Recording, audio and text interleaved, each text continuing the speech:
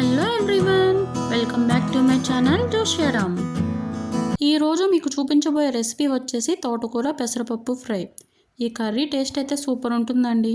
నాలాగా తోటకూర అంటే ఇష్టం లేని వాళ్ళు తినని వాళ్ళు ఎవరైనా ఉంటే కనుక ఈ రెసిపీని ఒకసారి తప్పకుండా చేసి పెట్టండి.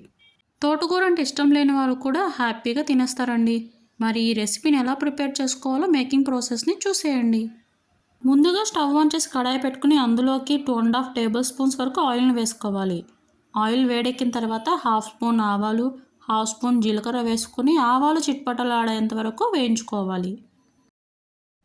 తరువాత ఒక పెద్ద సైజ్ ఆనియన్ అలాగే 2 పచ్చిమిర్చీలను కట్ చేసుకుని వేసుకోవాలి. ఉల్లిపాయ ముక్కలను కలుపుకుంటూ వేయించుకోవాలి. చూడండి, ఉల్లిపాయ అనేది మంచిగా మగ్గిపోయిందండి. ఇప్పుడు అందులోకి మనం ముందుగా వాష్ చేసి పెట్టుకున్న పెసరపప్పును వేసుకోవాలి. ఒకసారి బాగా కలుపుకొని 5 నిమిషాల వరకు వేయించుకోవాలి. ఇక్కడ నేను తోటకూర కట్టులో పెద్ద సైజువి 2 తీసుకున్నానండి. సో దానికి తగ్గట్టుగా 1/2 కప్పు వరకు పెసరపప్పును తీసుకున్నాను. తర్వాత వాష్ చేసుకుని కట్ చేసి పెట్టుకున్న తోటకూరను అందులో వేసుకోవాలి. ఒకసారి మొత్తాన్ని బాగా కలిపి మూత పెట్టుకుని 10 నుంచి 15 నిమిషాల వరకు లో ఫ్లేమ్లో ఉడికించుకోవాలి. మధ్య మధ్యలో మూత తీసి కలుపుకుంటూ వేయించుకోవాలండి, లేదంటే అడుగు పట్టేస్తుంది. చూడండి, తోటకూర అనేది మంచిగా మగ్గిపోయిందండి. ఇప్పుడు అందులోకి రుచికి తగినంత సాల్ట్ని యాడ్ చేసుకోవాలి.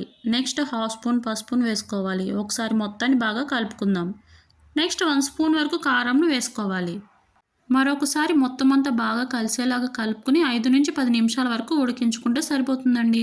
అంతే అండి, ఎంతో సింపుల్గా అండ్ కమ్మగా చేసుకునే తోటకూర పెసరపప్పు ఫ్రై రెడీ.